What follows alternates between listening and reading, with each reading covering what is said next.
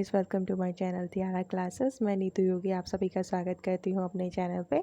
आज हम आपके साथ टॉपिक लेके आए हैं हायर एजुकेशन का, evolutions of higher education in India. Pre independence में इवोल्यूशन कैसे हुआ एजुकेशन सेक्टर में, वो सारी चीज़ें हम बात करेंगे। इस वीडियो में मेन पॉइंट्स हैं।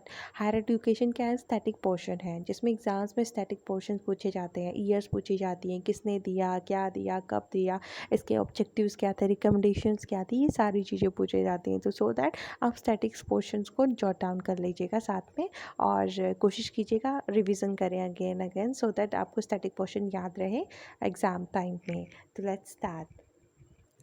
Pre independence of higher education. हाँ, आज हम इस वीडियो में pre independence of higher education के बारे में बात करेंगे। तो pre independence of higher education में क्या कहानी थी। जब ईस्ट इंडिया कंपनी आई इंडिया में, तो उन्होंने देखा कि जब इंडिया वालों को क्या एजुकेशन सेक्टर्स में इलिटरेट थे, उनको एजुकेशन के बारे में कुछ नहीं मालूम था, क्या होता है क्या नहीं होता।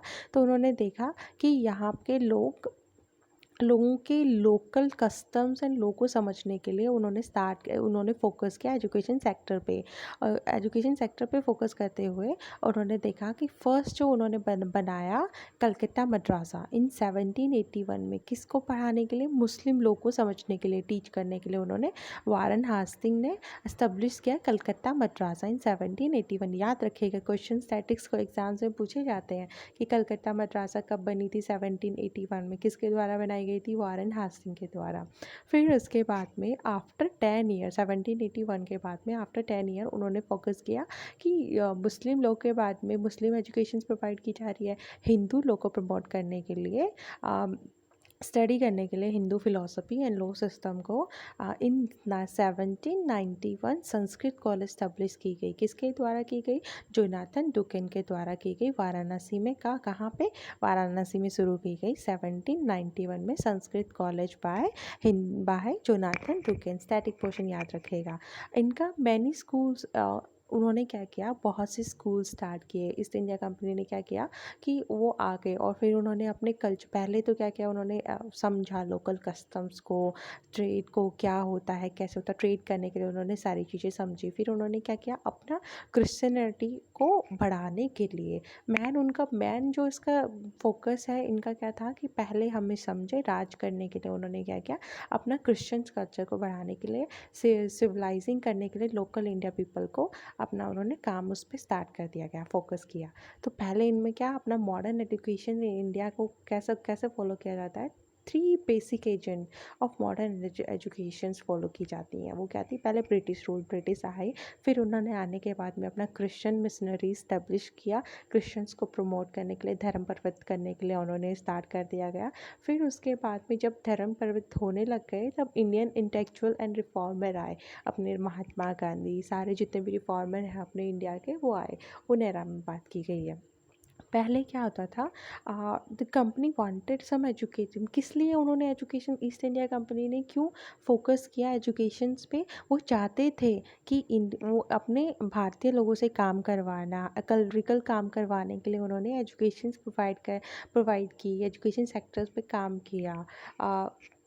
फिर ये जो क्रोनोलॉजिकल ऑर्डर से लैंडमार्क है इंडियन एजुकेशंस में प्री इंडिपेंडेंस के टाइम पे क्या क्या हुआ, वो सारे एग्ज़ाम्स पॉइंट व्यू से बहुत इंपॉर्टेंट है।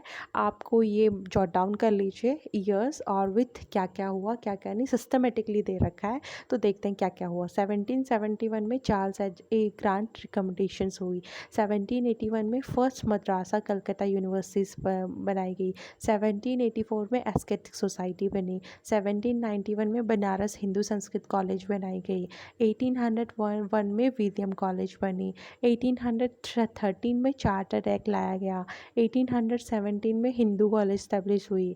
1833 में English as a official language मानी गई। 1835 में मैक्यूली मिनट ऑन इंग्लिश लाया गया। 1835, 36 एंड 38 में एडम रिपोर्ट बनाई, किसमें, एजुकेशन सेक्टर में, बंगाल एंड बिहार के लिए। 1844 में प्रेफरेंस दिया गया इंडियंस हु न्यू इंग्लिश को, जो इंग्लिश को जानते हैं उसके लिए प्रेफरेंस दिया गया ये। और फिर उसके बाद में आया 1854 में चार्ल्स वुड डिस्पैच आया।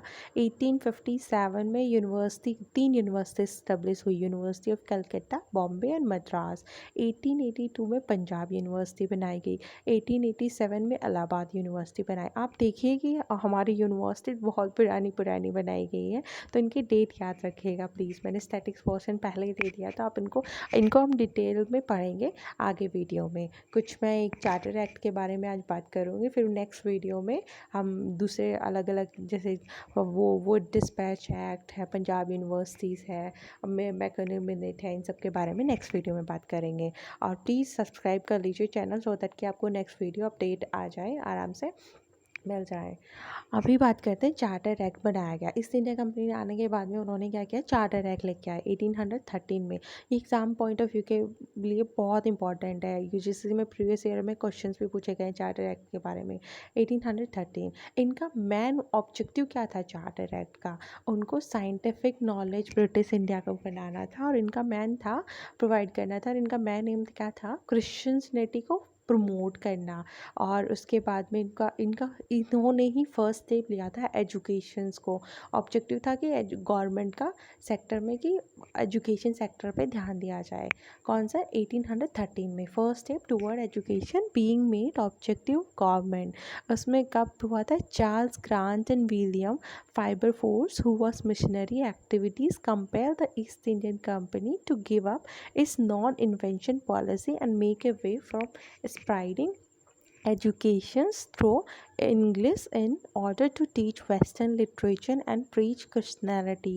इसमें क्या बोला गया है कि इन्होंने चार्ल्स ग्रांट विलियम ने क्या किया था, इन्होंने एक फोकस किया स्प्राइड करने के लिए, क्रिश्चियनिटी को प्रमोट करने के लिए, और वेस्टर्न लिटरेचर, वेस्टर्न कल्चर को बढ़ाने के लिए इन्होंने चार्टर एक्ट लेके आए। इनका प्लान था कि इंग्लिश से, क्योंकि इंडिया में इंग्लिश पहले थी नहीं, तो उन्होंने क्या किया, इंग्लिश को लाना चाहा। इंग्लिश को ला के एजुकेशन सेक्टर में इंग्लिश को मान्यता दी, स्प्राइड करने की कोशिश की, और अपने वेस्टर्न कल्चर को प्रमोट किया। मैन इसका चार्टर एक्ट का यही है कि वेस्टर्न लिटरेचर को, कल्चर को प्रमोट किया जाए, और क्रिश्चियनिटी को बढ़ाया जाए, धर्म प्रवृत्त किया जाए। और उनको क्योंकि उनको क्लरिकल वर्क में काम करवाना था। British parliament added A close, किसने किया था, किसके द्वारा किए गए थे, ब्रिटिश पार्लियामेंट के द्वारा क्लोज ऐड किया गया था 1813 चार्टर एक्ट। द गवर्नर, किसने किया था, governor general in council less than 1 lakh for education, less than 1 lakh education के लिए था। एंड अलाउ किया था Christian missionaries to spread that religious idea in India, religious idea India में स्प्राइड करने के लिए उन्होंने क्रिश्चियन मिशनरी को बढ़ावा दिया, अलाउ किया गया, परमिशन दी गई। इसका मेन एम यही है, मोटो क्या है इनका, क्रिश्चियंस को, धर्म को बढ़ावा देना, अपने वेस्टर्न कल्चर्स को प्रमोट करना, लाना इंडिया में। और एजुकेशंस में एक ही था उनका मोटो, ये था क्लरिकल वर्क किया जाए, गुलाम बनाया जाए उनको ओवरऑल, क्योंकि। और उसके बाद में क्या था, इनमें एक्ट है इस ऑन इम्पोर्टेंस, ये एक्ट ना ऑन, इसका एक ही महत्व है, कि अपने आप में एक महत्व है, जिसमें कि ब्रिटिश ईस्ट इंडिया कंपनी ने पहली बार प्रमोशन किया था एजुकेशन प्रमोट किया था इंडिया में फर्स्ट टाइम। हाँ जी, चार्टर एक्ट में ही फर्स्ट टाइम एजुकेशन को प्रमोट किया गया था इंडिया में, with the fourth of RRM राजा राम मोहन रॉय, उनके अफोर्ड्स के द्वारा 1817 में कलकत्ता कॉलेज स्टैब्लिश की गई, इम्पार्टिंग वेस्टर्न एजुकेशन। देखिए इसका क्या था, राजा राम मोहन राय ने, वही उनका एक ही एम था, क्रिश्चियनिटी को प्रमोट किया जाए, वेस्टर्न एजुकेशन को प्रमोट किया जाए, लिटरेचर को प्रमोट किया जाए। इसीलिए राजा राम मोहन राय ने 1817, डाटा याद रखिएगा, 1870 में कलकत्ता यूनिवर्सिटी इस्टेब्लिश की गई, कि क्या देने के लिए, वेस्टर्न एजुकेशन प्रोवाइड करने में।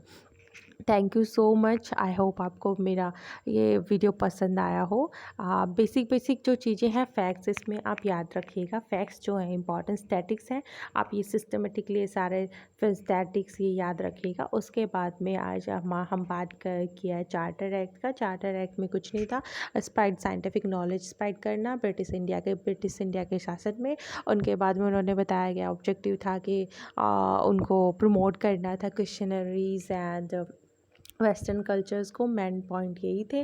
और अब बात करेंगे हम कलकत्ता यूनिवर्सिटीज़ बनाई गई और उसके बाद में राजा राम मोहन के द्वारा। ये स्टैटिक्स पोर्शन याद रखिएगा। I hope it will help you. Thank you so much guys. और please if you like my video share subscribe. आप मेरा चैनल सब्सक्राइब कीजिए, शेयर कीजिए अपने फ्रेंड्स के साथ एंड कमेंट कीजिए। Good day, bye bye.